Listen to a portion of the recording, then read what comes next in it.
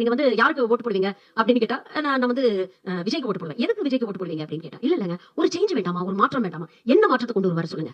இப்ப இல்லாத எந்த வளர்ச்சியை விஜயால் கொண்டு வர முடியும்? இல்ல அதற்கான ஏதாவது ஒரு பிளான் வச்சிருக்காரா?